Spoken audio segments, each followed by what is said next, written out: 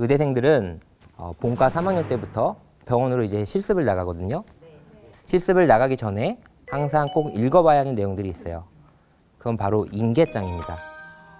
학생들끼리 인계장이 전해져 내려오는데 인계장에는 정말 많은 내용이 쓰여 있어요.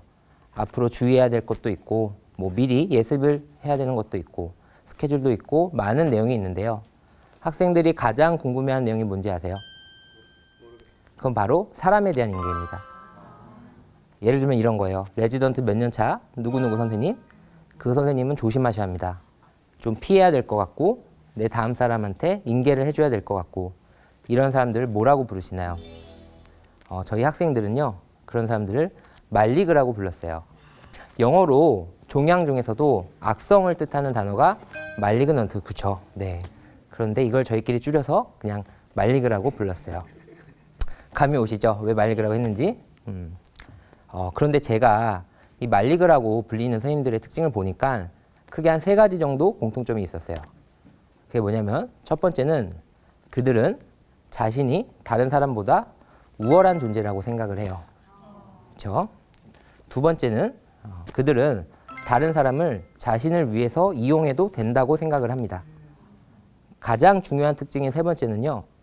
그들은 다른 사람에 대한 공감 능력이 매우 떨어져 있어요. 이런 3가지 특징을 다 가지고 있는 사람들을 나르시스트라고도 부르기도 합니다. 많이들 공감을 하시는 것 같은데 내 주변에 누구와 닮았는지 혹시 나는 아닌지 누가 더 심한지 비교하면서 들어보시는 것도 좋을 것 같아요. 근데 인계장에 이런 내용이 쓰였더라고요. 늦는 걸 너무 싫어하신대요. 절대 늦으면 안 된대요. 저희는 그래서 항상 10분 전에 나가 있었어요. 그런데 시간 늦는 건 싫어할 수 있잖아요. 여기 오신 분들 중에서도 늦는 걸 싫어하시는 분들이 분명히 있으실 거예요. 근데 본인은 항상 늦으세요. 그리고 학생들이 늦으면은 이건 절대 있을 수 없는 일이에요. 이건 학생들의 태도의 문제고 인성의 문제고 근데 자신이 늦는 거는 정당한 사유가 꼭 있어요. 귀인 이론이라는 용어가 있어요. 우리가 행동의 원인을 찾아볼 때 보통 2가지 방향에서 행동의 원인을 찾아봅니다. 첫 번째는요. 행동을 한 사람의 내부 요인, 뭐 성격, 이 사람의 습관. 또 다른 하나는 이 사람의 외부 요인, 이 사람이 지금 처해져 있는 상황, 주변 환경. 이렇게 내부, 외부 나눠서 보통 2가지로 찾아보곤 하는데요. 우리가 모두 일반 사람들도 조금씩 오류가 있어요. 그게 뭐냐면 내가 한 행동의 원인을 찾을 때는요. 나의 내부 요인보다는 나의 외부 요인에서 원인을 많이 찾고요. 내 옆에 상대방의 행동의 원인을 찾을 때는 이 사람의 외부 요인보다는 이 사람의 내부 요인에서 원인을 많이 찾습니다. 모두들 대부분 그런데 내 앞에서 제가 얘기한 말리그 선생님은 이게 좀 심했어요. 이런 오류가 남들보다 몇 배는 더 강했어요.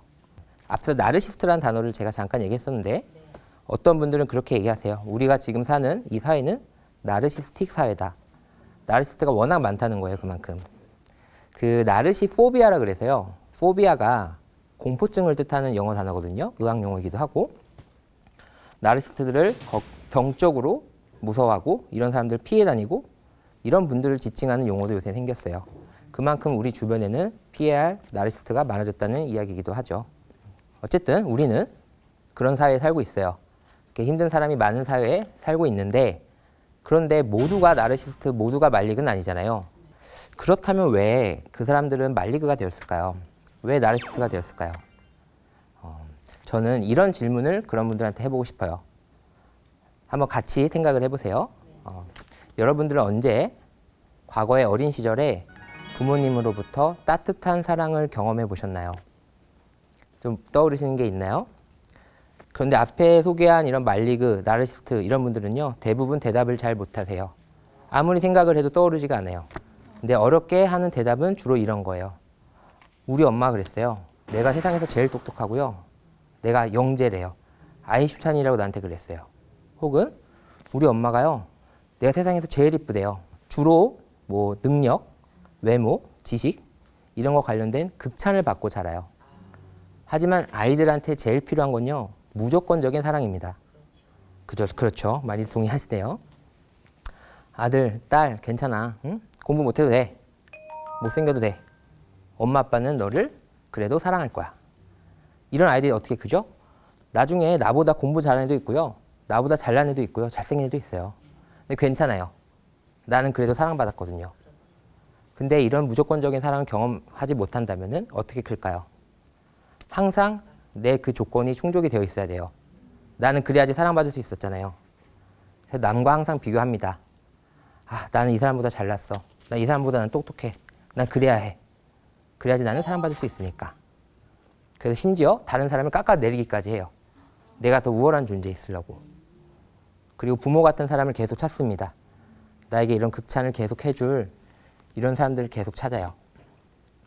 그래서 그런 사람들 보면 겉으로는 단단해 보이고 강해 보이고 당당한데 속은 굉장히 연약한 경우가 많습니다.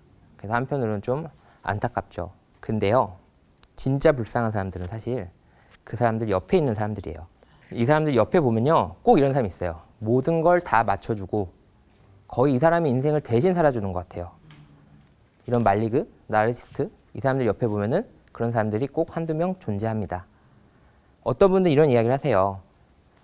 옆에 있는 애가 문제다. 옆에 쟤가 저렇게까지 안 하면 얘가 이렇게까지는 안 할 거거든. 누가 옆에서 맞춰줘서 그래. 하지만 그 옆에 있는 사람들한테도 특별한 이유가 있습니다. 그게 뭐냐면요. 옆에 있는 사람들의 부모님을 보잖아요. 그럼 그 중에 나르시스트나 말리그가 있을 확률이 굉장히 큽니다. 부모가요, 아이를 키우는데 나를 위해서 키워요. 나의 만족을 위해서 아이를 키워요. 그럼 애는 어떻게 크냐면요. 부모를 위해서 큽니다. 이 아이한테 인생의 목표는 딱 하나예요. 나는 우리 부모를 만족시킬 거야. 항상 부모를 만족시킬 수가 있나요? 그렇죠. 그래서 부모가 아이 때문에 실망을 하잖아요. 그럼 또 호되게 뭐라 합니다. 깎아내리고요. 비난하고요. 아이는 또 마음에 상처를 입죠.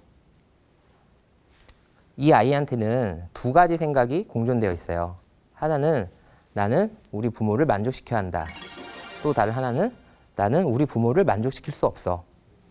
이 두 가지 생각을 항상 갖고 사니까 아이는 불편합니다. 답이 없잖아요. 가끔은 백마탄 왕자님, 공주님처럼 이런 아이한테도 무조건적인 사랑을 줄 수 있는 사람이 나타나요.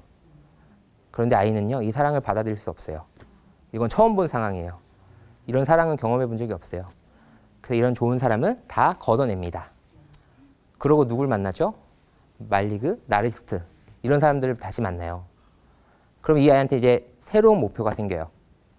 내가 우리 부모는 실망시켰지만 이 사람만큼은 내가 만족시키면서 절대 나 때문에 실망할 일 없게끔 내가 열심히 살아야겠다. 그래서 다시 새로운 사람을 위해서 이 아이는 살게 됩니다. 이게 바로 이들의 관계예요. 가까이서 보면 잘 모르겠는데 멀리서 보면 이들의 관계는 정말 뗄래야 뗄 수 없는 관계고요. 정말 강력합니다. 제가 오늘 왜 이들의 이야기를 여러분들께 해드리고 있는 걸까요? 여러분들 말리그가 아니신가요? 뭐 아니면 왜 말리그를 만나세요? 피하세요? 뭐 이런 이야기를 하러 제가 이 자리에 나왔을까요? 제가 오늘 여러분들께 드리고 싶은 이야기는요. 여러분들 다들 인간관계에 대한 고민을 많이 하고 있으시다고 했잖아요. 근데 고민을 할 때 이렇게 좀 다양한 각도에서 이렇게 전체적으로 관계를 보셨으면 해요. 우리가 드라마나 영화를 보면요. 이제 주인공의 어린 시절도 나오고요. 주인공의 가족 관계도 나옵니다. 왜 나올까요? 바로 우리가 주인공에 대해서 이해할 수 있게끔 도와주려고 나옵니다. 우리 실제 인간관계도 마찬가지예요. 우리가 관계를 보려고 하면은 이 사람의 가족 관계도 알아야 되고 이 사람의 어린 시절도 알아야 되고 주변 상황도 알아야 됩니다. 첫 번째는 이 사람의 특징, 두 번째는 이 사람이 이런 특징을 갖게 된 이유도 내부 요인, 외부 요인 두 가지로 나눠서 살펴봐야 합니다. 그리고 마지막으로는 나의 요인, 내가 유독 이런 관계를 힘들어하는 건 아닌지, 내가 과거에도 이러한 관계를 경험하진 않았는지, 가장 중요한 나와 나의 부모님의 관계는 어땠는지 이렇게 다 살펴봐야 합니다. 근데 중요한 건 이런 연습은 평소에 되어 있어야 돼요. 관계를 보는 거는 평소에 해야 돼요. 첫 번째로는 이제 스트레스를 받으면 우리가 이렇게 관계를 하나하나 다 따져보기 힘들어요. 감정이 너무 불편해서 이렇게 생각을 정확하고 객관적으로 하기가 어렵습니다. 그리고 또 하나는 우리가 미리 이런 걸 해둬야 하는 이유는 내가 이제 와서 이 관계를 고민하려고 하면은 그때는 이미 때가 늦었을 수도 있어요. 지난주에 제 친구한테 연락이 왔어요. 친구가 여자친구랑 헤어졌대요. 갑자기 헤어졌대요. 분명히 잘 지냈는데 여자친구가 갑자기 헤어지자 그랬다고. 이 여자의 심리가 뭐야? 이렇게 물어봤어요. 제가 뭐 어떻게 알아요? 그래서 이제 물어보죠. 여자친구는 어떤 사람이니? 뭐 성격은 어떻니? 근데 친구가 대답을 전혀 못해요. 대답을 하는데 굉장히 얕은 수준에서 대답을 계속해요. 제가 또 물어봤어요. 그럼 여자친구가 도대체 왜 헤어지자 그런 거야? 근데 여자친구가 그랬대요. 오빠는 나를 너무 모르고 나를 이해해 주려고 안 하고 오빠는 나를 절대 이해할 수 없어. 잘 헤어진 거죠, 여자친구가. 그쵸? 이미 늦었던 거예요. 친구가 이제 와서 고민하려고 하니까. 우리가 주로 사람에 대한 고민을 언제 하나요? 이 사람이 나를 힘들게 하거나, 그쵸? 나한테 뭔가 스트레스를 주면은 그제서야 막 고민을 합니다.